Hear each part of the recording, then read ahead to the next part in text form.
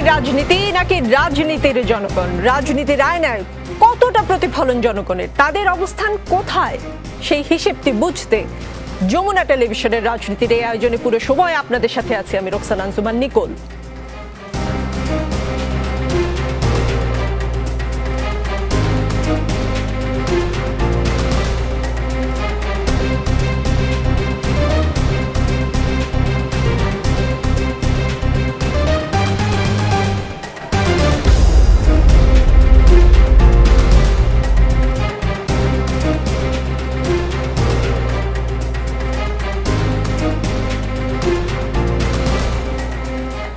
রাজনীতি আমরা সাজিয়েছি একটু ভিন্নভাবে। এখানে লেভেল প্লেইং ফিল্ড বজায় রাখার চেষ্টা থাকবে। অতিথিদের নির্দিষ্ট সময় বেঁধে দেওয়া হবে কথা বলার জন্য। সময় শেষ হলে মাইক্রোফোন অফ হয়ে যাবে নিজে নিজে। একজন অতিথি চাইলে অন্য অতিথিকে প্রশ্ন করতে পারবেন। যুক্তি খণ্ডনের জন্য আলাদা সময় বেঁধে দেওয়া হবে। আজকের রাজনীতিতে আমাদের সঙ্গে আছেন আওয়ামী লীগ দলীয় সংসদ সদস্য শাহাদাব আকবর চৌধুরী এবং ব্যারিস্টার রুমিন ফারহানা আছেন সাবেক সংসদ সদস্য। আপনাদের দুজনের কাছেই প্রশ্ন, আপনাদের পানি লাগবে কিনা? পানির বোতল কিন্তু আছে আপনার ওখানে। পানি লাগবে? পানি। বঙ্গবন্ধু বলেছিলেন আর যদি একটা গুলি চলে, আর যদি আমার লোকের উপর হত্যা করা হয়, তিনি হুঙ্কার দিয়েছিলেন পাকিস্তানি স্বৈরশাসককে। আজ বঙ্গবন্ধু থাকলে এই অবস্থা হতো? দেখুন, আপনার যেই মনের যে কষ্ট আমার মনে একই রকম, একইভাবে আমারও অন্তরে দাহ হচ্ছে। যারা মৃত্যুর কোলে ঢলে পড়েছে, যারা হত্যাকাণ্ডের শিকার হয়েছে, তাদের জন্য আমারও কষ্ট হয়। কারণ আমি মনে করি তারা এ দেশেরই সন্তান এবং এইভাবে মৃত্যু কেউ আশা করতে পারে না এবং আমরা কেউ সেটা কোনোভাবেই সমর্থন করতে পারি না। কিন্তু যেই পরিস্থিতিতে যেই ঘটনাগুলো হঠাৎ করে ঘটে গেল, ছাত্র আন্দোলন এবং তাদের একটা দাবি, যে দাবি যৌক্তিক দাবি, এবং এই দাবিটা কিন্তু অনেক আগে 18 সালে পূরণ হয়ে গিয়েছিল। 18 সালে পূরণ হয়ে যাওয়ার পরে আপনারা জানেন কোর্টের বিষয়, হাইকোর্ট থেকে এটা অবৈধ ঘোষণা করা হলো। পরবর্তীকালে আবার ফুল বেঞ্চ আবার 1 মাস পরে দিল। এরপর আন্দোলনটা বাড়ার সময় হঠাৎ করে এগুলো যেদিন এগিয়ে নিয়ে আসা হলো, সেই 7 তারিখ থেকে এই মাসে নিয়ে আসা হলো, মানে অগাস্ট থেকে জুলাইতে নিয়ে আসা হলো, তখন এই 2-3 দিনে হঠাৎ করে দেখা গেল যে এটা ব্যাপকতা লাভ করলো। তা আমরা জানি যে নিরীহ ছাত্রদের, তা আমার বিশ্বাস, আমি বুঝি যেটা, নিরীহ ছাত্রদেরকে সামনে রেখে তৃতীয় অনেকগুলো শক্তি তারা এই ছাত্রদেরকে ব্যবহার করেছে এবং এই হত্যাকাণ্ডের ভিতরে যেই মৃত্যু হয়েছে, এই মৃত্যুর ভিতরে যে সব পুলিশের গুলিতে হয়েছে বা আইন শৃঙ্খলা রক্ষাকারী বাহিনীর গুলিতে হয়েছে এমন না। এখানে তৃতীয় শক্তি এবং তারা অস্ত্র হাতে। আজকে আমার কাছে একটা ভিডিও এসেছে, আমি আমার ফেসবুকে আপলোড করেছি, যেখানে কোনো পুলিশ ছিল না, কেউ ছিল না। একটা নিরীহ একটা ছেলে দাঁড়ানো, 20-50 জন ছেলে দাঁড়ানো, তার মধ্যে একটা লোক আসলো পিছন দিক থেকে, পয়েন্ট ব্ল্যাঙ্ক তার মাথার পিছনে গুলি করে সে মসজিদের ভিতর দিয়ে আস্তে করে চলে গেল। এবং আমরা যেটা দেখেছি যে অনেকগুলো সম্পদ ধ্বংস হয়েছে। অনেকে বলে যে প্রাণের মূল্য বেশি না সম্পদের মূল্য বেশি। অবশ্যই প্রাণের মূল্য বেশি। প্রাণ গেলে প্রাণ ফিরে পাবো না, সম্পদ গেলে সম্পদ ফিরে পাবো।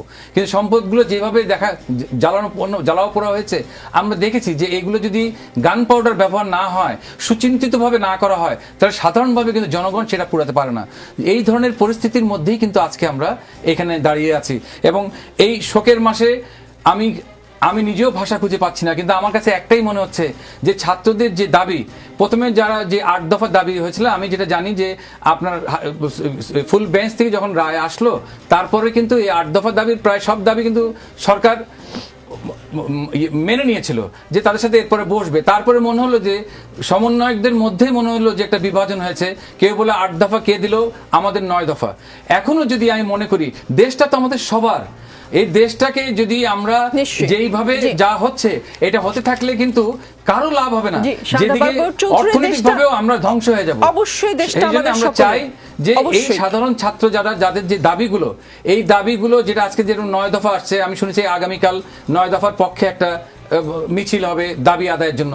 যদি তারা নিজেরা একটা ফোরাম করে, যে সেটা মিলে যদি সরকারের সাথে বসে ওপেন একটা ডায়ালগ হয়, আমার তো মনে হয় যে এটা কয়েক ঘন্টার মধ্যেই সব সমাধান সম্ভব। আপনি ওপেন ডায়ালগের কথা বলছেন তো, আজকে আপনি নিশ্চয়ই শুনেছেন যে কোটা সংস্কার আন্দোলনের 6 সমন্বয়ককে ছেড়ে দিয়েছে গোয়েন্দা পুলিশ।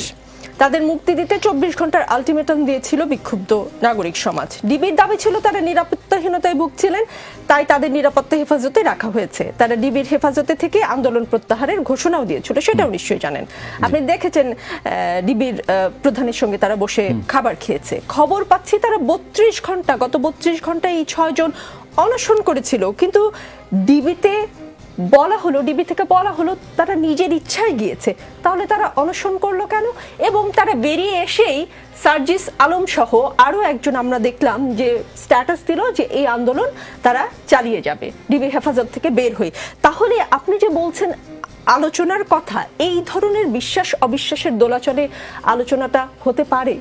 দেখুন, আলোচনা ছাড়া কিন্তু কোনো সমস্যার সমাধান হয় না। যেই কোনো সমস্যার সমাধান কিন্তু আলোচনার মধ্যে দিয়েই সম্ভব আমি বিশ্বাস করি। কোনো সহিংসতার মধ্যে দিয়ে কোনো সমাধান আসে না। দেশকে যদি আমি ভালোবাসি তাহলে আমাকে আলোচনার টেবিলে বসতেই হবে, বসলেই সেই সমাধান হবে। দেখুন, এই যে ডিবি নিয়ে গেল বা ডিবির ওখানে থাকলো, আমরা ওই ডিবির ওখান থেকে বিবৃতি দেওয়া হলো, সেটা আমি ব্যক্তিগতভাবে আমিও মনে করি না ডিবির অফিসে বসে কেউ বিবৃতি দেখ। কিন্তু আমরা দেখেছি সেটা হলো যে ছাত্ররা কিন্তু যারা সমন্বয়ক তারা কিন্তু বলেছিল যে আমরা কিন্তু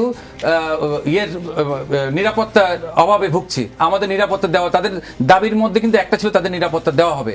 আমরা ধরে নিয়েছিলাম যে তাদেরকে ওখানে হয়তো সেফ কাস্টডিতে রাখা, যাতে সেই নিরাপত্তা সেটা পায়। কারণ যেইভাবে তৃতীয় শক্তি রাজপথে আছে, সব জায়গায় সন্ত্রাসী কার্যক্রম করেছে, এই ছেলেগুলার যে কোনো একজনকে যদি তারা তাদের কার্য সাধন করার জন্য যদি কাউকে একজনকে মেরে দেয়, তাহলে সেটাও কিন্তু সরকারের উপরেই বর্তাবে যে অমুক সমন্বয়কের মৃত্যু হয়েছে। সুতরাং সরকার কিন্তু সেইভাবেও চিন্তা করেছে যে যদি এদেরকে সেফলি রাখা না হয় আর যদি এদের ভিতর থেকে একজনের কোনো দুর্ঘটনা ঘটে, সেটা পুরোপুরি সরকারের উপরে আসবে। তাহলে কি আপনি মনে করেন না শাহাদাব আকবর চৌধুরী এই কথাটাই পরিষ্কার করে বলা উচিত ছিল যে তাদের নিরাপত্তার জন্য তাদেরকে নিয়ে যাওয়া হয়েছে, কিন্তু বলা হয়েছে তারা ইচ্ছে করে, তারা নিজের ইচ্ছায় সেখানে গিয়েছে?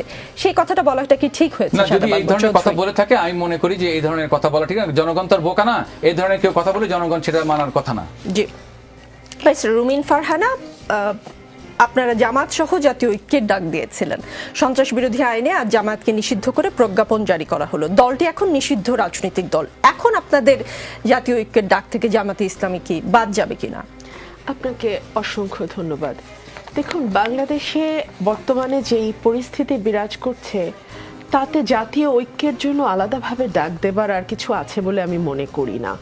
বাংলাদেশে যতগুলো রাজনৈতিক দল আছে, অতি ডান থেকে শুরু করে অতি বাম, নিবন্ধিত থেকে শুরু করে অনিবন্ধিত, যারা রাজনীতি নিষিদ্ধ নানান রাজনৈতিক কারণেই যাদের রাজনীতি নিষিদ্ধ, তারা থেকে শুরু করে যাদের রাজনীতি করবার এখনো কাগজে কলমে অধিকার আছে, বাস্তবে কতটুকু তাদের রাজনীতি করতে দেয়া হয় না হয় সেটা নিয়ে আলাপ হতে পারে, অ্যাটলিস্ট কাগজে কলমে নিষিদ্ধ নয়, এরকম সকল দলই আসলে এখন বাংলাদেশের মুক্তির সংগ্রাম, আমি আবারও কথাটি উচ্চারণ করছি, বাংলাদেশের মুক্তির সংগ্রামে ঝাঁপিয়ে পড়েছে।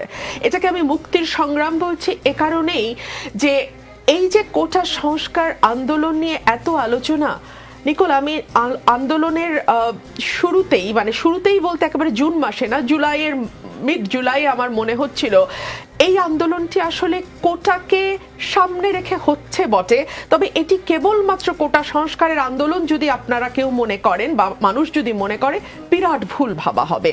মানুষের ভেতরে পুঞ্জীভূত তীব্র ক্ষোভ যদি না থাকতো এই আন্দোলন আজকে এখানে আসে না। প্রধানমন্ত্রী তো বারবারই বলছেন তাদের দাবি মেনে নিয়েছি, যদিও জুন মাসে হাইকোর্টের অর্ডার হওয়ার পরে জুলাই মাসে সরকার অ্যাপিল করেছে, যখন কোটা সংস্কার আন্দোলন তীব্র হয়েছে তখন। আজকে দেখছিলাম মাননীয় প্রধানমন্ত্রীর দীর্ঘ বক্তব্য ডেইলি স্টারে এসছে, এবং তিনি এত দীর্ঘ বক্তব্য এবং এত ডিটেইলে সাধারণত গণমাধ্যমে আসে না, আজকে এসছে। সেখানে উনি বলেছেন আমি তো সাথেই অ্যাপিল করেছি, অর্থাৎ অ্যাজ ইফ জুনেই নাকি কোটা অ্যাপিল করে স্টে করা হয়ে গেছিল হাইকোর্টের রায়। তা তো নয়, আসলে হাইকোর্টের রায় হয়েছে জুনে, এরপর 1 মাস অপেক্ষা করে জুলাইতে যখন আন্দোলন দানা বাঁধলো, তীব্র হলো, তখন অ্যাপিল করা হলো। যাই হোক, অ্যাপিল বা নিয়ে আদালত নিয়ে আলোচনা না করি, যারা আন্দোলন করছেন তারা কিন্তু এখন স্পষ্টভাবেই বলছেন এতগুলো লাশ, বাংলাদেশ তো দূরেই থাক, পাকিস্তান আমল ব্রিটিশ আমল কোনো আমলেই পড়ে নাই। আমি একজন বিশ্ববিদ্যালয়ের শিক্ষকের বক্তব্য শুনছিলাম, তিনি বলছিলেন 69-এর গণ অভ্যুত্থানে 61 জন, 52-র ভাষা আন্দোলনে 12 জন, সেই 12 জনের 4 জনকে আমরা কিভাবে স্মরণ করি বলেন তো? সালাম, রফিক, জব্বর, তাদেরকে আমরা কিভাবে স্মরণ করি? আর আজকে স্বীকৃতভাবে গণমাধ্যমের রিপোর্ট বলছে 266-র উপরে মারা গেছে। হয়তো সংখ্যাটি আরো অনেক বেশি। অনেকের মৃত্যুর খবর তো কোথাও আসেই নাই। ফর এক্সাম্পল, আমার বাসায় যেই সাহায্যকারী আছেন, তার মেয়ের হাজব্যান্ড, উনি একজন গাড়ি চালক, ওনার মেয়ের হাজব্যান্ড গাড়ি চালক, 30-35 বছর বয়স, গুলিতে মারা গেছে। এই খবরটা কি এসছে কোনো পত্রিকায়? আসার কি কথা? কথা তো না। নিকোল, এরকম কতজন যে মারা গেছে, কত পরিচয়হীন নামহীন মানুষ মারা গেছে আমরা জানি না। কিন্তু যেটা বারবারই সরকারের তরফ থেকে বলা হচ্ছে বা আওয়ামী লীগের মন্ত্রী এমপি নেতারা বলার চেষ্টা করছেন যে ঢাকার চারদিক থেকে জঙ্গি ঢুকে হত্যাযজ্ঞ, স্থাপনায় ধ্বংসযজ্ঞ চালিয়েছে, হত্যাযজ্ঞ চালিয়েছে জঙ্গিরা, আবার স্থাপনায় ধ্বংসযজ্ঞও চালিয়েছে তারা। তৃতীয় কোনো শক্তি আসলে আন্দোলনটাকে ভিন্ন খাতে প্রবাহিত করার জন্য, আপনি দেখেছেন যে গণমাধ্যমে বা সামাজিক যোগাযোগ মাধ্যমে একটি বুলেটের ছবি এসেছে, যে বুলেটটি ডিরেক্ট বারান্দা দিয়ে ঢুকে গিয়েছে বাসার ভিতরে। অনেকেই প্রশ্ন করেছে, যদি হেলিকপ্টার থেকে ছোড়া হয় বা নিচ থেকেও গুলি করা হয়, ডিরেক্ট কি করে টার্গেট হয় বাসার ভেতরের মানুষজন? এই সন্দেহটার বিষয়ে আপনি কি বলবেন?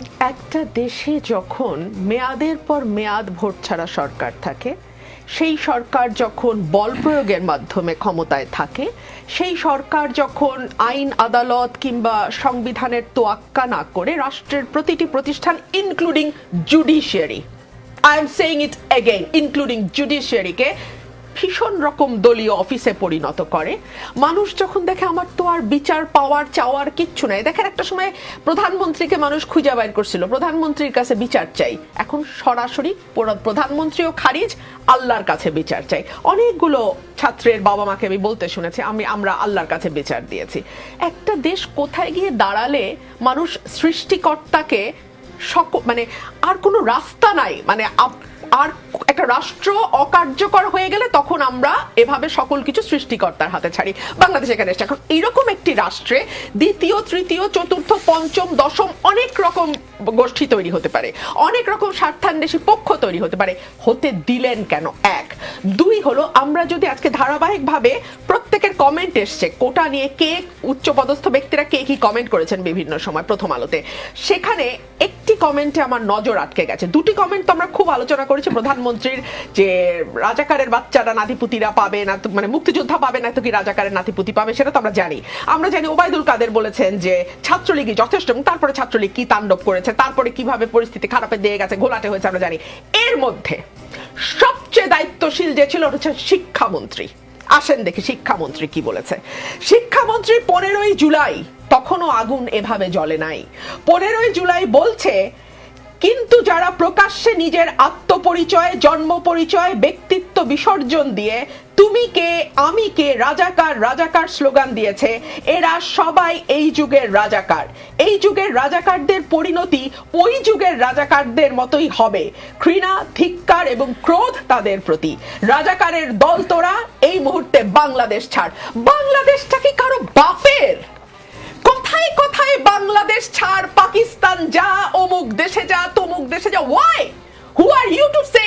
জি জি, ব্যারিস্টার রুমিন ফারহানা। শাদাব আকবর চৌধুরী, আজ কেন জানি বারবারই, একে তো 1 আগস্ট শোকের মাসের শুরু, বঙ্গবন্ধুর কথাই আমার মনে পড়ছে। বঙ্গবন্ধু জনগণের দাবি রক্ষা করতে কলকাতা থেকে দিল্লি পর্যন্ত গিয়েছেন, সেই ইতিহাস আপনি জানেন।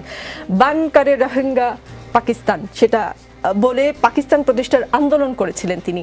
সেই বঙ্গবন্ধুই জনগণের দাবির জন্যই জনগণকে জুলুমের হাত থেকে বাঁচাতে পাকিস্তানের বিরুদ্ধে যুদ্ধ ঘোষণা করেছিলেন, তিনিই তো করেছিলেন। আজ অধ্যাপক কামরুল হাসান স্যার একটা কথা বলেছেন যে ট্যাগানো বন্ধ করুন, কেউ প্রতিবাদ করলে তাকে রাজাকার ট্যাগ দিবেন, তা তো হয় না। 2024-এর আওয়ামী লীগ কি বঙ্গবন্ধুর মতো করে জনগণের পালস বুঝতে পারে? বঙ্গবন্ধু ঠিক তাই করতেন, জনগণ যা চাইতেন। পারে বুঝতে? দেখুন, আমার বর্তমানে সরকার প্রধান মাননীয় প্রধানমন্ত্রী শেখ হাসিনা, তিনি বঙ্গবন্ধুর কন্যা, এবং আমি যতটুকু বিশ্বাস, পূর্ণ আস্থা তার উপরে আছে যে বঙ্গবন্ধুর কন্যা, তার জ্ঞান, তার যে সক্ষমতা এবং তিনি যেরকম মানুষ, তার দ্বারা যেই ঘটনাগুলো এই গত কিছুদিনে ঘটেছে, তার দ্বারা বা তার নির্দেশে এই ধরনের কোনো ঘটনা ঘটবে বলে আমি এখন পর্যন্ত বিশ্বাস করি না। আমি যেটা বিশ্বাস করি সেটা হলো, একটা হলো হচ্ছে জামাত শিবির বলেন, বিভিন্ন আরও অনেকে যারা আওয়ামী বিরোধী বা দেশ বিরোধী যেটাই হোক, আমি আর রাজাকার শব্দটা লাগালাম না, যে তারা সেদিন এখানে পুরোপুরি অ্যাক্টিভ ছিল। এবং যেটা দেখা গেছে যে রাজশাহী সহ বিভিন্ন জায়গায় যেসব জায়গায় শিবির অধ্যুষিত, তাদের সিম কার্ডগুলো সব ঢাকা শহরে অ্যাক্টিভ ছিল। সুতরাং এই দুর্ঘটনাটা যখন ঘটেছে এবং এর মধ্যে দিয়ে অনেক অতি উৎসাহী অনেকে আছে, তারা তাদের যেই কর্মকাণ্ড যতটুকুর মধ্যে সীমাবদ্ধ থাকার কথা সে সেই জায়গায় সীমাবদ্ধ থাকেনি, সে অনেক বেশি করেছে। কেউ এরকম হতে পারে যে সে আরো বেশি কিছু করেছে, আরো তার কি আরো পদ ভালো পেতে পারি কিনা, সেই ধরনের কোনো কার্যকলাপ করতে পারি কিনা, যে যার জায়গাতেই করেছে। এবং ওই সময়টা মানে কি এই ধরনের কার্যকলাপ করলে এই সরকার পদোন্নতি না, দেয়? অনেকে থাকে না যে আমি বেশি স্মার্ট হইতে গিয়ে যে আমি মনে হয় খুব একটা ভালো কাজ করে ফেললাম, সেটাই আমি বলতে চাচ্ছি।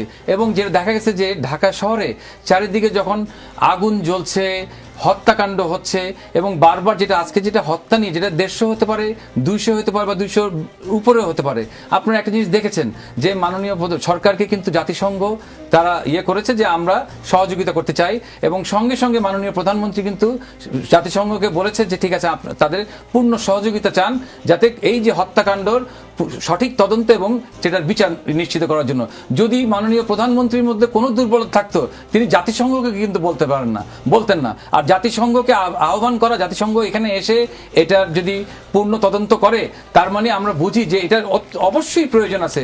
এই তদন্তের মাধ্যমে আমরা এক একটা কথা বলছি, তদন্তের মাধ্যমে সঠিক জিনিসটা বের হয়ে আসুক, এবং যে এই ঘটনার জন্য দায়ী তারা আইনের আওতায় আসুক, সেটাই আমরা চাই। আপনি যেহেতু জাতিসংঘের কথা বললেন, রংপুরের বেগম রোকেয়া বিশ্ববিদ্যালয়ে নিহত শিক্ষার্থী আবু সাইদ পুলিশের গুলিতে মারা গেছে, এর ভিডিও আছে। অ্যামনেস্টি ইন্টারন্যাশনালের মতো মানবাধিকার প্রতিষ্ঠান সেই ভিডিও সত্যতা নিশ্চিত করেছে, জাতিসংঘ সেই ভিডিও সত্যতা নিশ্চিত করেছে। কিন্তু তারপরও আমরা দেখলাম আবু সাইদ হত্যা মামলার জন্য 16 বছর বয়সী Rangpur police lines school and কলেজের শিক্ষার্থী মাহিম গত 12 দিন কারাগারে ছিল। এর আগেও আমরা দেখেছি একজন শিশুর যে বাংলাদেশের জার্সি পরা ছিল সেই ছেলেটিকে দড়ি বেঁধে পুলিশ নিয়ে যাচ্ছে। এগুলো আসলে কি বার্তা দেয়? আমি মনে করি যে কোনো জিনিস যেটা আইন সমর্থন করে না, সেই ধরনের কার্যকলাপ থেকে দায়িত্বপ্রাপ্ত যে কোনো লোক সেটার থেকে বিরত থাকা উচিত। এবং রংপুরের যে ঘটনাটা, আমরা যে কোনো হত্যাকাণ্ডের অবশ্যই তার জন্য আমরা নিন্দা করি বা হত্যাকাণ্ডের জন্য আমরা দুঃখ প্রকাশ করি, মনের ভিতরে সেই কষ্টটা অবশ্যই থাকবে, কারণ একটা প্রাণ ঝরে গেল। সেই সময়টা আপনারা দেখেছেন নিশ্চয়ই, বা আপনাদের কাছে খবর আছে যে রংপুর বিশ্ববিদ্যালয়ে উপাচার্যের বাসভবনে 20 জন ভিতরে থাকা অবস্থায় চারিদিকে আগুন লাগিয়ে পরে গেটটা বন্ধ করে দেওয়া হয়েছিল। এখানে কি মনে হয় না যে এখানে সন্ত্রাসী কোনো কার্যকলাপ আছে? না হলে উপাচার্যর বাসভবনে 20 জন সহ আগুন লাগিয়ে, চারিদিকে আগুন লাগিয়ে দেওয়া, এবং কমান্ডোরা যদি তখন তাদেরকে উদ্ধার না করতো, তখন কিন্তু তারা সবাই কিন্তু আগুনে পুড়ে মরে যেত।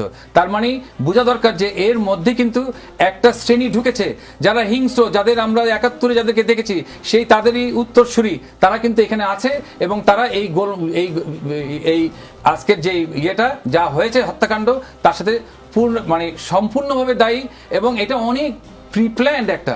এবং আমি এটাও মনে করি যে বিদেশের কোন দেশের সমর্থন অবশ্যই এখানে আছে, প্রপারলি ভালো মতন ফান্ডিং হয়েছে। তার না হলে এই 15 জুলাই 5:42 যখন স্টেট ডিপার্টমেন্ট থেকে, ইউএস স্টেট ডিপার্টমেন্ট থেকে বলা হলো যে বাংলাদেশে 2 জন ছাত্র নিহত হয়েছে, সেই সময় কিন্তু বাংলাদেশে কোনো মৃত্যু হয়নি। তার মানে আমি মনে করি তারা প্রভোগ করেছে, এই গুজবটা কিন্তু স্টেট ডিপার্টমেন্টই সেই গুজবটা ছড়ালো প্রথম বাংলাদেশে, এবং তাতে যারা আঘাতপ্রাপ্ত হলো সাধারণ ছাত্ররা, তারা মনে করলো যে কেউ 2 জন মারা গেছে, এবং ওর মধ্যে দিয়ে গুজব ছড়ালো। এবং আমি জানি যে আমার একজন বন্ধু সবসময় প্রতি ওয়াক্ত সে মসজিদে নামাজ পড়ে, হঠাৎ করে বলল যে নামাজ পড়ে যখন সালাম ফিরালো, তখন একটা ইয়াং ছেলে সে দাঁড়িয়ে বললো যে আমি কিছু বলতে চাই। তখন সে বললো যে চারিদিকে শুধু লাশ, প্রত্যেকটা হাসপাতালে শুধু লাশ আর লাশ, আমরা কেন এখানে বসে থাকবো? তারপরে স্লোগান হলো নারায়ে তাকবীর, আল্লাহু আকবার। তার মানে বোঝা গেল যে খুব প্রিপ্ল্যান ভাবে তারা প্রত্যেকটা জায়গায় ছিল, এবং যে যার পরিকল্পনা মতে সেইগুলো করেছে। সেই জন্যই আমার একটা কথা হলো, হত্যাকাণ্ড যেটা হয়েছে তার সঠিক তদন্ত হওয়া দরকার, তদন্তের মাধ্যমে সঠিক বিচারের আওতায় আসাটাই হলো জরুরি। আর ছাত্রদের যে দাবিগুলো আছে, সেই দাবিগুলো নিয়ে অবিলম্বে যদি প্রপারলি বসা যায়, এটার সমাধান সম্ভব। আপনি তো বলছেন তদন্ত হওয়া দরকার, কিন্তু তদন্ত হওয়ার আগে ঘটনা ঘটার পরপরই তো আমরা শুনলাম এটা জামাত বিএনপি জামায়াতের কাজ। আপনারা বলে ফেলেছেন আমরা বলেছি, আমরা এখনো বলি, তদন্ত করার আমরা আগে এখনো বলি। আপনারা দাবি করছেন যে জঙ্গি তৃতীয় পক্ষ বা জঙ্গি ঢুকে হত্যাযোগ্য এবং ধ্বংসযোগ্য চালিয়েছে। জামাত শিবির। তাহলে আপনি বলছেন এটা পূর্ব পরিকল্পিত, তাহলে আমাদের গোয়েন্দারা টের পায়নি। আমি মনে করি মাঠে আমাদের পুলিশ, বিজিবি, র্যাব সহ আইন শৃঙ্খলা বাহিনী ছিল, তারা কি করেছে? কোন জঙ্গি কি ধরা পড়েছে বা কোন জঙ্গি নিহত হয়েছে? প্রমাণ আছে আমাদের কাছে, মানে জাতির সাথে সামনে আপনারা তুলে ধরতে পারবেন? এই মুহূর্তে আমার সেইভাবে প্রমাণ দেওয়া সম্ভব না, সেটাই বললাম যে আমরা যেটুকু জানি সেইটা বলছি, কিন্তু তদন্তর পরে যেটা বের হয়ে আসবে সেটাই হলো প্রকৃত সত্য। জি। ব্যারিস্টার রুমিন ফারহানা, মুক্তিযুদ্ধের ইতিহাস ও চেতনাকে মুছে দিতেই পরিকল্পিতভাবে বিটিভিতে হামলা করা হয়েছে বলে মনে করেন অভিনয় শিল্পীরা। সকল সহিংসতার বিরুদ্ধে আমরা এই ব্যানারে বিটিভি পরিদর্শন করেছেন আজকে শিল্পীরা। তাদের সাথে ছিলেন সংস্কৃতি প্রতিমন্ত্রী নাহিদ ইজহার খান। তিনি অভিভাবকদের প্রতি আহ্বান জানান নিজ সন্তানদের ঘরে ফিরিয়ে নেয়ার। অভিভাবকরা সন্তানদের ঘরে ফিরিয়ে নিচ্ছেন না কেন? আমি আপনাকে শুরুতেই বলেছি, বাংলাদেশের প্রতিটা মানুষ ক্ষুব্ধ। আমি সাদা বাবু ভাইয়ের কথা খুব মনোযোগ দিয়ে শুনছিলাম, উনি চমৎকার বলেন, কিন্তু ওনার সাথে একটু দ্বিমত না করে আমি পারছি না। বাংলাদেশের মানুষ এখন তীব্রভাবে আওয়ামী লীগ বিরোধী, তীব্রভাবে। কিন্তু বাংলাদেশে এমন একজন মানুষ নেই যে দেশ বিরোধী, যে বাংলাদেশকে ভালোবাসে না। যদি তা না বাসতো, একটা ভিডিও দেখেছেন নিশ্চয়ই, ছেলেটার ছাত্র দু হাতে হাত করা লাগানো, মাটা পেছন থেকে প্যাট করছে, চাপড়ে দিচ্ছে ছেলের পিঠ। যখন মা ছেলের মুখোমুখি হলো, মা হাসছে, ছেলে হাসছে। আপনি বলেন তো, এটাই তো বাংলাদেশ না? এই মারাই তো ৭১ সালে তার সন্তানকে ছেড়ে দিয়েছিল দেশের জন্য, যুদ্ধ করার জন্য, জান দেওয়ার জন্য, জান বাজি রাখার জন্য। সেই মারাই তো আজকে তার সন্তানের পাশে দাঁড়াচ্ছে। আপনি জানেন, কিছু মা, দরিদ্র মা, তারা কিছু খাবার দিয়েছিল ছেলেদের যারা রাস্তায় আন্দোলন করছে, ছাত্রদের। তাদের বাড়ি বাড়ি গিয়ে তল্লাশি করা হচ্ছে, একেবারেই দরিদ্র প্রান্তিক মানুষ তারা। তাদের বাড়ি বাড়ি তল্লাশি করা হচ্ছে, গ্রেপ্তার আতঙ্কে ঘুরছে তারা। গণমাধ্যমে এসছে, তাদের কথা তো আর আমাদের কানে কিভাবেই বা পৌঁছবে বলেন? গণমাধ্যমে এসছে। আমি আরেকটা প্রশ্ন করি, তৃতীয় পক্ষ চতুর্থ পক্ষের উত্তরে আমার আরো একটু কিছু বলবার আছে। আওয়ামী লীগ ছাড়া বাংলাদেশ এখন অস্ত্র আসলে আছে কাদের হাতে বলেন তো? আজকে 17 বছর ধরে বাংলাদেশের রাজনৈতিক দলগুলোকে স্তব্ধ করে রাখা হয়েছে। রাজনৈতিক সমাবেশগুলোতে সাউন্ড গ্রেনেড, টিয়ার শেল, পুলিশের লাঠিপেটা, গণগ্রেফতার ইত্যাদি ইত্যাদি ইত্যাদি করে একেবারেই তছনছ করে ফেলা হয়। বাংলাদেশে এক একটা কনস্টিটিউয়েন্সিতে বেশ কিছু এমপি তাদের এমপি লীগ গঠন করে এলাকা চালান, এমপি বাহিনী গঠন করে তারা এলাকা চালান। তাদের হাতে হাতে কি আমরা অস্ত্র দেখি নাই? এখনকার কথা না, যখন বিএনপি কোনো কর্মসূচি ঘোষণা করে তখন কি অস্ত্রের মহড়া আমরা আওয়ামী লীগের, যুবলীগ, ছাত্রলীগ নেতাদের হাতে হাতে দেখি নাই? আমরা কি শুনি নাই তাদের হুঙ্কার যে কিভাবে দমন করতে হয়? এবং AK-47 নিয়ে আসবো যদি ভোট না দেয় নৌকায়, রাইফেল নিয়ে আসবো যদি ভোট না দেয় নৌকায়, এলাকা ছাড়া করব, কবর দিতে দেব না। এই হুঙ্কারগুলো কি এই ইউনিয়ন পরিষদ নির্বাচন পর্যন্ত আমরা কি শুনে আসি নাই? অস্ত্র এখন তৃতীয় পক্ষের ঘাড়ে চাপিয়ে কি লাভ আছে নিকোল? এক। দুই হচ্ছে, গান পাউডারের সংস্কৃতি বাংলাদেশে কারা শুরু করেছিল? কারা শেরাটনের সামনে একটা বাসে, মানুষ ভর্তি থাকা বাসে 13 জনকে গান পাউডার দিয়ে মেরে ফেলেছিল? এইসব ইতিহাস বললে তো ধারক বাহক আপনারা ছিলেন। দেখুন, ওই যে এজেন্ট প্রভোকেটর, আপনাকে দেখতে হবে বেনিফিশিয়ারিটা কে হয়, কারা হয়। এই যে 13, 14, 15 উদাহরণ আজকে 24-এ এসেও আপনি দিতে পারছেন, আমার ভাই দিতে পারবে, আরেকজন আওয়ামী লীগ দিতে পারবে। তার কারণ হচ্ছে এটার বেনিফিট তো আওয়ামী লীগ জাতীয় আন্তর্জাতিক ভাবে নিয়েছে।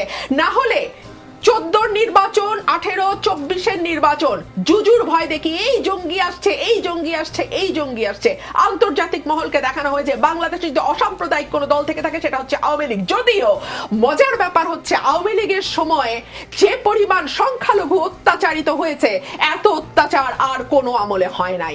বলা হতো যে থাকলে ভোট, গেলে জমি। এখন যেহেতু ভোটের কারবার নাই, এখন গেলেই বাঁচি, শুধুই জমি, শুধুই জমি, শুধুই জমি। সুতরাং এই যে এজেন্ট প্রভোকেটর দিয়ে কাজ করানো, তার বেনিফিট নেওয়া, আজকে 10-15 বছর ধরে ক্ষমতায় আছে ভোট ছাড়া, এই বেনিফিট কি আওয়ামী লীগ নেয় নাই? নিয়েছে। জাতিসংঘের সাহায্যের ব্যাপারে একটা শব্দ একটু যোগ করি, জাতিসংঘের সাহায্যের ব্যাপারে কোনো ফর্মাল চিঠি কি দেওয়া হয়েছে? তদন্ত বাংলাদেশে স্টপ করে করে বাংলাদেশ সরকার কি জাতিসংঘকে চিঠি লিখেছে যে পূর্ণ তদন্ত আপনারা করেন? লিখে নাই। এটা মুখে মুখে এখন বাহবা নেওয়ার জন্য প্রধানমন্ত্রী যেহেতু বলেছেন নিশ্চয়ই করবেন। প্রধানমন্ত্রী তো আসলে অনেক কথাই বলেন। সেদিন দেখছিলাম ছাত্ররা বলছে প্রধানমন্ত্রী তো বলেন একটা, হয় আরেকটা, করেন আরেকটা। আচ্ছা যাই হোক, আমি আমার কথা এখনো শেষ করিনি। বাংলাদেশে প্রথম জাতিসংঘের সাহায্য চেয়েছিলেন ৭৪ জন বিশিষ্ট নাগরিক। তাদেরকে নানানভাবে অপদস্থ করেছে আওয়ামী লীগ, নানান রকম মন্তব্য করেছে তাদের ব্যাপারে, বিশিষ্টজনদের ব্যাপারে। এখন যখন দেখছে অবস্থা সত্যি বেগতিক, তখন তারা জাতিসংঘের কথা বলছে, এটাও মুখে মুখে। কারণ সত্যিকারের কোনো ফর্মাল প্রসেস কি আওয়ামী লীগ শুরু করেছে কিনা, অনেক দিন তো হলো। যে করেছে কিনা নিশ্চয়ই শাহাদাব আকবর চৌধুরী সেই জবাব দিবেন। আমি ফিরে আসছি রাজনীতিতে, বিরতি বলে কিছু নেই, একটু পরে আসছি।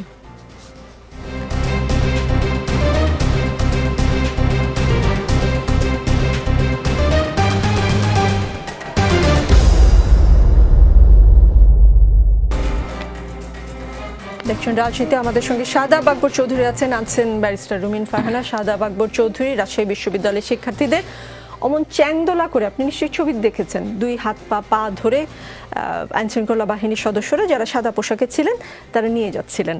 আবার মানে ওরা কিন্তু শিক্ষকদের সাথেই ছিল, মানে তাদের সাথে শিক্ষকরাও ছিল। শিক্ষকরা সাথে থাকার পর আসলে কি এমন সহিংসতা তারা করতে পারে আমি ঠিক বুঝিনি। মার্চ ফর জাস্টিস কর্মসূচিতে গতকাল আটক হওয়া থেকে শিক্ষার্থীকে বাঁচাতে গিয়ে পুলিশের ধাক্কায় আহত হয়েছেন ঢাকা বিশ্ববিদ্যালয়ের শিক্ষক শিরিন আমিন ভূঁইয়া। কেন, অপরাধ কি তাদের? দেখুন, গত দুই সপ্তাহ ধরে যা হচ্ছে, অনেকগুলো ঘটনা ঘটেছে যেটা আমরা কেউ কারো কাছে কাম্য নয়। সবাই চাচ্ছে এখন শান্তিটা কিভাবে ফিরিয়ে আনা যায়, কিভাবে কার কি দাবি দেওয়া যায় সবাই আমরা জানি, সেইগুলো নিয়ে কিভাবে একটা সমাধানের দিকে যাওয়া যায়। আর কোনো কিছুতে বেশি বাড়াবাড়ি করাটা কোনো ঠিক না। যদি একটা জায়গায় দাঁড়ায় কেউ তাদের বক্তব্য রাখে, এটা গণতান্ত্রিক দেশ, গণতন্ত্রের কথা আমরা বলি, সুতরাং সেই জায়গায় যদি শিক্ষার্থীরা যদি এক জায়গায় দাঁড়ায় তারা কিছু বলে, সেই বক্তব্যটা তাদের বলতে দেওয়া উচিত, যতক্ষণ পর্যন্ত তারা সহিংস কোনো কার্যকলাপ না করে। আর সহিংস কার্যকলাপ না করা পর্যন্ত তার গণতান্ত্রিক অধিকার সে কথা বলবে, সেটাই আমি বিশ্বাস করি। এবং আমি ব্যক্তিগতভাবে আমি সেটা মনে করি যে এর থেকে বেশি কেউকে কারোর সাথে কিছু করা উচিত না, যদি সে কোনো সহিংস তার দিকে না যায়, কাউকে কোনো বাধা সৃষ্টি না করে। কারণ স্বাধীনতা বলতে কিন্তু হচ্ছে সবার জন্য, আরেকজনের কে বন্ধ করে রাখাটাও স্বাধীনতা না। স্বাধীনতা সে যেরকম স্বাধীনভাবে চলবে, আরেকজনকে স্বাধীনভাবে চলতে দেওয়া হবে। আমি যদি আরেকজনের পথ রুদ্ধ করে দিই, তার মানে কিন্তু আমি আরেকজনের স্বাধীনতা হরণ করলাম। সেজন্য সেই জিনিসটা সবাই যদি মাথায় রাখে, তাহলে আমার মনে হয় যে এই পরিস্থিতিটা ওদিকে যাবে না। আর শিক্ষকদের ব্যাপারে আমার একটু কতগুলো জিনিস আমার কাছে বেশ নাড়া দিয়েছে আমাকে। সেটা হলো, যখন শিক্ষার্থীরা এই আন্দোলন করলো, শিক্ষকরা কিন্তু এই পেনশন নিয়ে স্কিম নিয়ে করলো। দেখেন, শিক্ষা জাতির মেরুদণ্ড বলি আমরা। শিক্ষকরা কিন্তু, আমরা সবাই তো আমাদের শিক্ষক কেউ না কেউ ছিল, শিক্ষক কিনা আমাদের মাথার মুকুট। তাদের দাবি দেওয়া যেটা ছিল পেনশনে কোন জায়গায় কোন সমস্যা, সেটার জন্য কিন্তু তাদের ক্লাস পরিহার করা, সবকিছু বন্ধ করে দিলাম। এই জিনিসটা কোনোভাবে শিক্ষকদের কাছে কেউ আশা করতে পারে না, কারণ তারা হলো আমাদের দেশে কিভাবে শান্তি প্রতিষ্ঠা করবে, শিক্ষা দেওয়াই তাদের কাজ। তারা আমাদের সম্মানের জায়গায়, কিন্তু তারা সেটা না করে তারা কিন্তু সব স্কুল কলেজ কিভাবে বন্ধ করা, এবং অনেক ক্ষেত্রে শিক্ষার্থীদেরকে তারা প্রভোগ করেছে এই বিভিন্ন করার জন্য। আজকেও আমি মনে করি শিক্ষকদের কাজ হলো শিক্ষার্থীদেরকে বোঝানো, শিক্ষার্থীদের প্রতিনিধি হয়ে শিক্ষকরা এসেই কিন্তু কথা বলতে পারে যে আমার ছাত্রদের এই হলো তাদের দাবি, এই দাবি কেন পূরণ হবে না, সবকিছু যেমন যুক্তিসঙ্গত দাবি আপনারা কেন পূরণ করবেন না, সেভাবেই কিন্তু তাদের আসা উচিত। কার সাথে শিক্ষকরা কথা বলবে? শিক্ষকরা কথা বলবে সরকারের সাথে। ডেকেছেন আপনারা? না, আমি সবসময় তো ওপেন থাকি। তারা কোনো প্রস্তাব করেছে? করে নাই। কিন্তু আমার কথাটা হলো, প্রস্তাব করেছে কি করেন, যেটা আপনি বললেন, আমরা ওই জায়গাটা না যে আমরা যেটা একটা সমাধানের পথ খুঁজি, যে সব পক্ষকে নিয়ে বসে এটা সমাধান করা অবশ্যই সম্ভব। কারণ যারা এখন মাঠে আছে শিক্ষকদেরকে শিক্ষার্থীদের ব্যবহার করে, তারা কিন্তু আলটিমেটলি যেটা দেখা যাবে, হয়তো অনেক দুর্ঘটনা ঘটে, হয়তো অনেক অঘটন হতে পারে, কালকে আমি নাও থাকতে পারি, হ্যাঁ, দেখা গেল আমিও নাই, আমিও শেষ হয়ে গেলাম, কিন্তু দেশটার কি হবে এটা মানে এই না কিন্তু যে সামনে খুব সুন্দর, সামনে আসছে শুভ দিন, এরকম কোনো কথা না। কিন্তু যত বেশি এটা হবে ততই কিন্তু দেশের ক্ষতি হবে। দেশের ক্ষতি হওয়া মানে কিন্তু আজকে আমরা এই দেশের নাগরিক সবার জন্য কিন্তু এটা ক্ষতিকর। সেটা আমরা কেউ চাবো না কোনোদিনও, যে দেশকে যদি যখন সত্যি আমরা ভালোবাসি, তাহলে আমরা চাই যে সবাই একসাথে বসে একটা সমাধান হোক। জি, নিশ্চয়ই দেশ প্রশ্নে নিশ্চয়ই সবার এক থাকতে হবে, সেটা নিয়ে কারোই দ্বিমত নেই। ব্যারিস্টার রুমিন ফারহানা, আজ প্রধানমন্ত্রী শেখ হাসিনা বলেছেন এক দফা দাবি কোটা সংস্কার সেটা করে দেওয়ার পরেও তাদের আন্দোলন থামে না। এর পিছনে কি ছিল? একদিকে আন্দোলন চলছে, অন্যদিকে ঢাকার চারদিকে জঙ্গি ঢুকে মানুষকে হত্যা করে অন্যদিকে স্থাপনাগুলোর উপর হামলা চালায়, অগ্নিসংযোগ করে, মানুষের সেবা দেওয়ার প্রতিটি জায়গার উপর আঘাত। জনগণ ভালো থাকবে এমন সব জায়গায় আগুন দিয়ে পোড়ানো কোন ধরনের আন্দোলন? ঢাকা বিশ্ববিদ্যালয়ে অস্ত্রসহ ভাঙচুর তছনছ করে তার ফুটেজ পাওয়া গেছে। ছাত্রীদের উপর হামলা, 3 জন নারী সাংবাদিককে লাঞ্ছিত। আজকে যে প্রাণহানিগুলো হলো, যেখানে শতভাগ দাবি পূরণ হয়ে গেছে, তারপর আন্দোলন চালিয়ে যাওয়া কি স্বার্থে? কেন? পুলিশ আওয়ামী লীগ নেতাদের নির্মম হত্যা, 200-র উপরে মানুষ হত্যা, মিথ্যা গুজব ছড়িয়ে মানুষকে নামানো হয়। স্থাপনাগুলো ধ্বংস করেছে, সেটা হয়তো পুনর্নির্মাণ করা যাবে, কিন্তু এতগুলো প্রাণ ঝরে গেলে ঝরে গেল তার কি হবে? 4 জন শিশু মারা গেল। প্রধানমন্ত্রী এসব কথা বলেছেন। আচ্ছা রুমিন ফারহানা, আন্দোলন কেন থামছে না? মানে জামায়াতকে সাথে নিয়ে আপনারা কি আন্দোলনের আগুনে আলু পুড়িয়ে খাওয়ার যে বিষয়টি, সেটি করবার কোনো চেষ্টা করছেন কিনা? প্রধানমন্ত্রীকে ধন্যবাদ না দিয়েই পারছি না। শেষমেশ উনি বললেন যে স্থাপনা তো করাই যাবে, প্রাণগুলো তো আর ফিরে আসবে না। প্রধানমন্ত্রী যেভাবে শুরুর দিকে মেট্রো রেল, পদ্মা সেতু, কি বলে ওগুলো, কেপিআই সেতু ভবনে দৌড়াচ্ছিলেন, আমার তখন মনে হচ্ছিল এই দেশে জন্মালাম হতেম যদি মেট্রো রেল কিংবা পদ্মা সেতু। যাই হোক, এখন শেষমেশ বোধহয় ওনার চারপাশের মানুষজন ওনাকে একটু হলেও বুঝিয়েছে যে মানুষের প্রাণ আসলে আপনি আর ফেরাতে পারবেন না। পদ্মা সেতু, মেট্রো রেল আপনি থাকুন বা না থাকুন, ভবিষ্যৎ সরকার যেই থাকুক না কেন, সেটা আবার তৈরি করা যাবে। প্রধানমন্ত্রী যদি বুঝেই থাকেন যে ঢাকার এটা কোটা বিরোধী আন্দোলন নয়, কোটা সংস্কার আন্দোলন নয়, এটার ভেতরে অন্য কোনো তথ্য আছে, তাহলে উনি সঠিকভাবেই বুঝেছেন এটা সত্যিই কোটা সংস্কারের আন্দোলন আর নয়। এটা বাংলাদেশের দীর্ঘদিনের মানুষের যেটা second class citizen feeling. Second class citizen ফিলিংটা কি?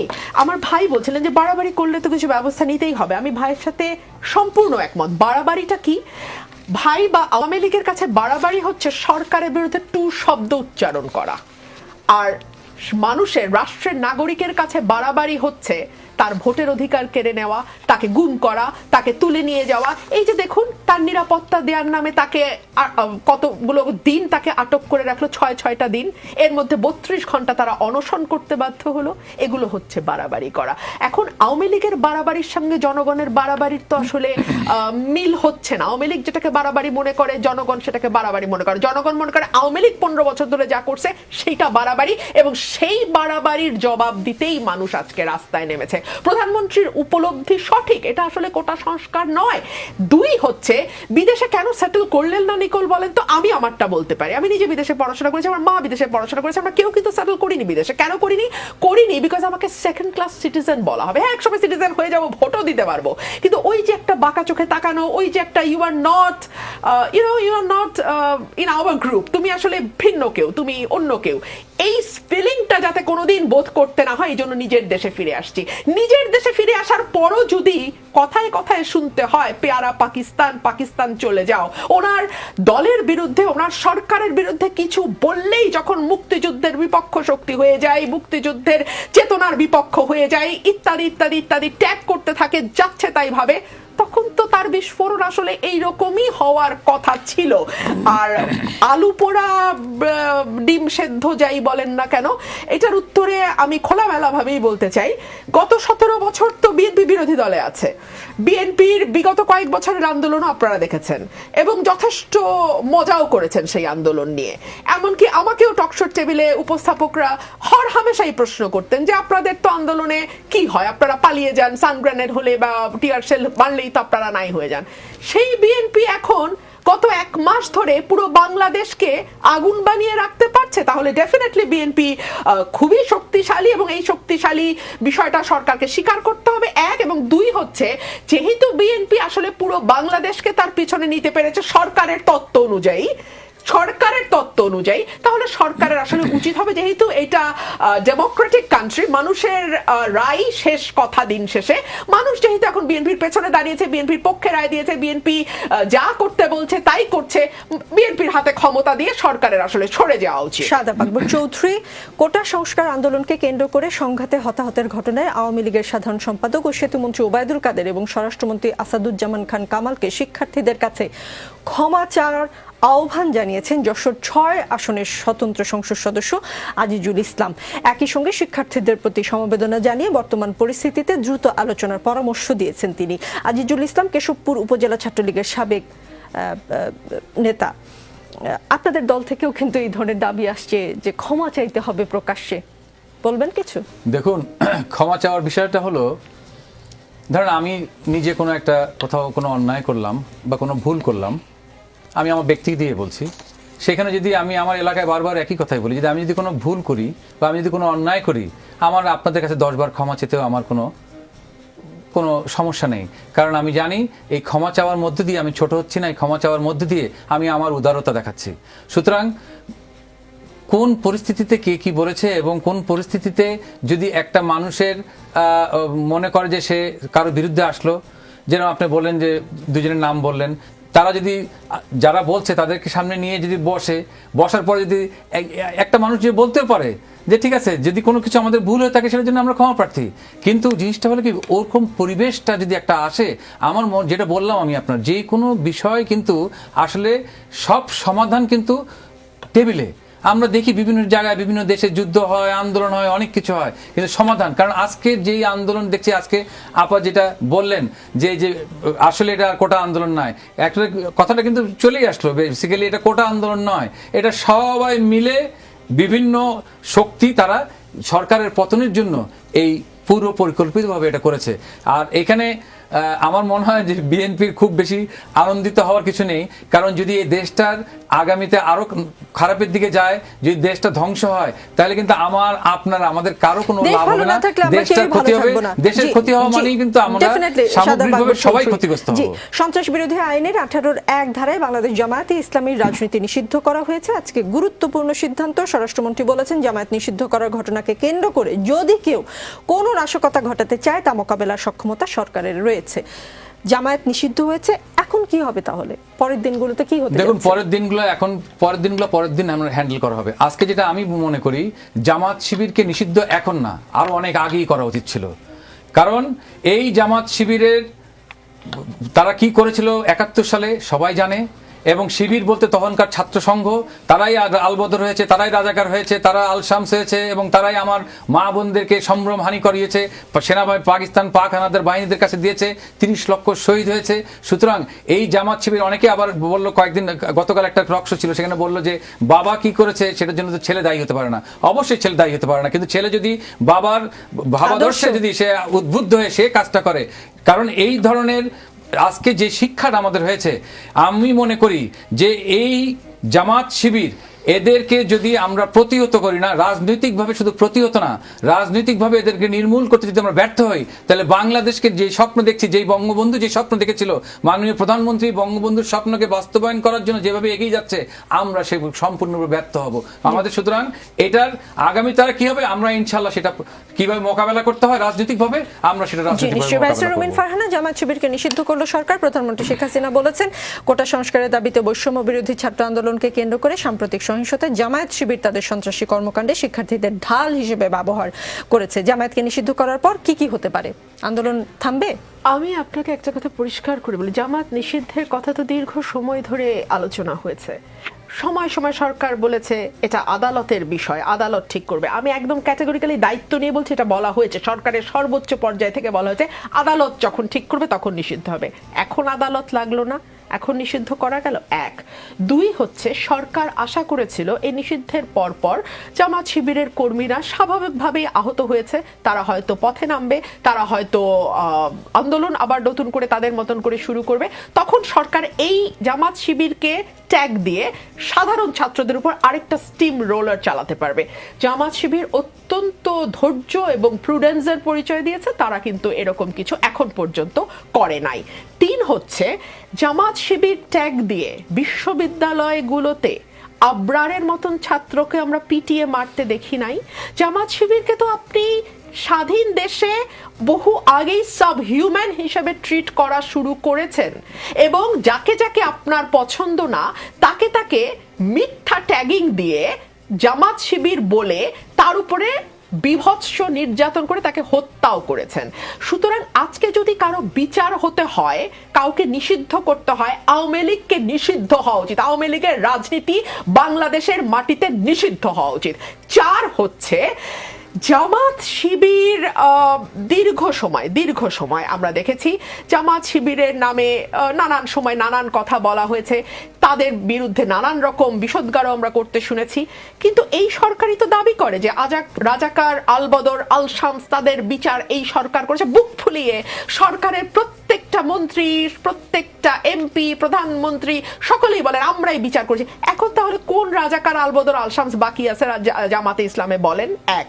2 হচ্ছে জামাতে ইসলামের রাজনীতি যদি কেউ প্রত্যাখ্যান করে, সেটা দেশের 16 কোটি মানুষের প্রত্যাখ্যান করার অধিকার আছে।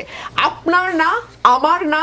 আমরা ব্যক্তিগতভাবে প্রত্যাখ্যান করতেই পারি, হ্যাঁ, কিন্তু দেশের মানুষ আমরা প্রত্যাখ্যান করতেই পারি, কিন্তু আমরা সেটাকে জনগণের উপর চাপিয়ে দিতে পারি না। বেছে নেওয়ার অধিকার সকলেরই আছে। আরো একটা point, identity politics, if it is সেরকমই খারাপ, তাহলে তো আসলে বাঙালি আইডেন্টিটির পলিটিক্সও বাংলাদেশে হওয়া উচিত না। ইসলামের আইডেন্টিটি কেন উচিত না আমি বলছি, আইডেন্টিটি পলিটিক্স মানে তাহলে আপনি শুধু বাঙালি জাতিসত্তার স্বীকৃতি দিচ্ছেন। চাকমা, মারমা, নৃগোষ্ঠী, ক্ষুদ্র নৃগোষ্ঠী, তাদেরকে আপনি কি করবেন? মুসলমান আইডেন্টিটির পলিটিক্স যেমন অনেকেই বলেন গ্রহণযোগ্য না, তেমনি জাতিগত আইডেন্টিটির পলিটিক্সও তো একই কথা। Identity politics is identity politics, weather that is ধর্ম অর দ্যাট ইজ জাতি, মানে দিন শেষে তো আইডেন্টিটি পলিটিক্স। এই সকল কিছুর বিবেচনায় আমি মনে করি দিন শেষে এটা আওয়ামী লীগের আরেকটি ভুল পদক্ষেপ। কারণ এই বিচারের ভার কে রাজনীতি করবে, কে করবে না, কে কোন আদর্শে করবে না। দেখুন জামাতের ভোট তো আসলে 3%-এর বেশি কখনো তেমন ছিল না। এখন অবশ্য ভোট হয় না, আমরা জানি না তাদের ভোট কোথায় গিয়ে দাঁড়িয়েছে বা কোথায় আমরা বলতে পারছি না। কিন্তু এই 3% বা 30% বা হোয়াট এভার ইট ইজ, এইটা তো যাচাই করবার ভার মানুষের হাতে দিয়ে দেওয়া উচিত, মানুষ ঠিক করবে। জি, রুমিন ফারহানা, ছোট করে এক লাইনে বলবেন, আজ শিক্ষা মন্ত্রণালয়ের সহযোগিতায় পুলিশের হেফাজতে থাকা 3 এইচএসসি পরীক্ষার্থীর জামিন হয়েছে এবং কোনো এইচএসসি পরীক্ষার্থীর আটকের তথ্য জানানোর জন্য একটি নির্দিষ্ট মেইলে তথ্য পাঠানোর অনুরোধ জানানো হয়েছে। শিক্ষা মন্ত্রণালয়ের এই উদ্যোগকে আপনি কিভাবে দেখেন? একদমই সময় নেই, প্লিজ ছোট করে বলবেন। এইচএসসি পরীক্ষাই হচ্ছে না, এইচএসসি পরীক্ষা পিছিয়ে গেছে এবং আদৌ এটি কবে হবে জানি না। আমার স্কুল, আমার কলেজ হলি ক্রস ভিকারুননিসা, তারা সহ অন্যান্য যে স্কুল কলেজগুলো আছে, প্রতিটা ছেলে মেয়ে বলেছে শেষ মানুষটি মুক্তি না পাওয়া পর্যন্ত আমরা আসলে পরীক্ষায় বসবো না। শেষ মানুষটি মুক্তি না পাওয়া পর্যন্ত পরীক্ষায় বসবে না। শাদাব আকবর চৌধুরী, আমি ডিএমপির দেয়া শেষ যে খবরটি বলছি, মামলা 274টি, গ্রেপ্তার 3011 জন। এই 3011 জন কে, কারা? আমরা শুনতে পাই একদম তথ্য প্রমাণ হয়তো আমি এই মুহূর্তে আপনাকে হাজির করতে পারবো না, ছাত্রদের মোবাইল চেক করে করে তাদেরকে ধরা হচ্ছে। কেন? দেখুন, আমার মনে হয় এটা অতিরঞ্জিত কোনো কিছু একটা হবে, কারণ যাদেরকে ধরা হয়েছে একদম এর ভিতরে যে 1-2 জন কেউ নিরীহ নাই সেটা তো আমি বলতে পারবো না, কারণ আমি তো যেহেতু এর সাথে সংশ্লিষ্ট না। তবে আমি যতটুকু বুঝি যে যারা বিভিন্ন ধরনের এই অ্যাক্টিভিটির সাথে যুক্ত তাদেরকেই গ্রেপ্তার করা হয়েছে এবং অনেকেই দেখা যাচ্ছে প্রতিবন্ধকতা সৃষ্টি করা হয়েছে, সেই সময় হয়তো দেখা যাচ্ছে 2-4 জনকে ওখানে তুলে নেওয়া হয়েছে। এর অর্থ এই না যে সাধারণ ছাত্রদের উপর নিষ্পেষণ করা হচ্ছে এবং সাধারণ ছাত্রদেরকেই টার্গেট করে করা হচ্ছে। সাধারণ ছাত্রছাত্রীরা তো আমাদের সন্তান। আমরা যদি মনে করি যে ওরা ওদের থেকে আমরা আলাদা এবং ওরা আমাদের শত্রু, সেটাই সবচেয়ে বড় ভুল করা হবে। সেটা আমরা কোনোদিনও আমরা একমত। আমরা বারবার বলছি তাদের যে দাবি, সেই দাবির সাথেও একমত এবং তার দাবির যে মূল দাবি পূরণ হয়ে গেছে। ছেড়ে না দেওয়া হলে তারা পরীক্ষা দেবে না। অবশ্যই আপনি খেয়াল করবেন, কয়েকদিন আগে, সপ্তাহখানিক আগে কিন্তু মোটামুটি যখন একটা জায়গায় এসেছিল যে তারা যে অতিথি ভবনে গেল, 8 দফার কথা বললো এবং বললো এই রায়টা হওয়ার পরে কিন্তু পরিবেশ আসলে আমরা নিজেরা বসে তখন কিভাবে মানে দাবি নিয়ে আলোচনা করছে জানাবো। আপনি খেয়াল করে দেখবেন তখন কিন্তু দাবি নিয়ে তারা আর আলোচনা করেনি। কিন্তু তখন কিন্তু সরকারের পক্ষ থেকে বলা হয়েছিল যে যদি ছাত্র কাউকে কোনো গ্রেপ্তার হয়ে থাকে জানানোর জন্য কোনো ছাত্রই কারাগারে থাকবে না। কিন্তু তারপরে কিন্তু একটা কিরম দেখা গেল যে তাদের মধ্যেই কিন্তু সমন্বয়ের অভাব। 6 জন ডিবি অফিসে চলে গেল, তারপরে কিভাবে যেন পরিস্থিতিটা, সেটা নিয়ে নিশ্চয়ই ভবিষ্যতে আবারও আলাপ হবে। কি বলতে পারি? এক লাইন বললে শাদাব আকবর চৌধুরী, কেউ এক লাইন বলতে দিতে হবে প্লিজ। এক লাইন, আমার সাথে দ্বিমত হবেন না। প্রথম আলোতে এইমাত্র একটা নিউজ আসলো, নিজের রিকশায় গুলিবিদ্ধ কিশোরকে তুলতে গিয়ে দেখেন এটা তারই ছেলে। না জি, শাদাব আকবর চৌধুরী প্লিজ।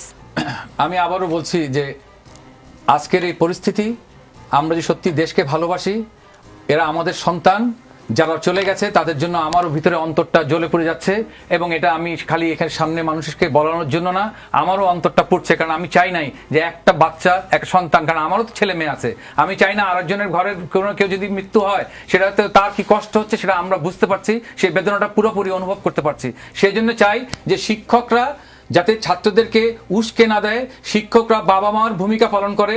ছাত্রদের কিন্তু প্রকৃতপক্ষে বাবা মা জন্ম দেয়, কিন্তু পড়ালেখা শিক্ষা তারা দেয়। তারা ছাত্রছাত্রীদেরকে বুঝিয়ে যদি এইটার সমাধানের জন্য সব পক্ষ মিলে বসে এটার সমাধানের জন্য এগিয়ে আসে, আমি মনে করি সমাধান হবে, দেশ বাঁচবে, এবং আগামীতে কে ক্ষমতায় আসবে সেটা নির্বাচনের মধ্যে দিয়ে সেই জিনিসটা আবার নতুন করে দেখা যাবে যে কারা আসবে। নিশ্চয়ই, দুজনকে অনেক ধন্যবাদ। বাংলাদেশ আমাদের সব পক্ষেরই দেশে, এই বাংলাদেশ ভালো না থাকলে কেউ ভালো থাকবে না। এই শোকের ক্ষত আমরা কবে কাটিয়ে উঠতে পারবো জানি না, তবে আর একটিও গুলি চলবে না। ছাত্রদের যেমন দাবি, এই দাবি আমি মনে করি আওয়ামী লীগ, বিএনপি, যে দল যে মতই হোক, সবারই একই দাবি, বাংলাদেশ ভালো থাকুক। ধন্যবাদ।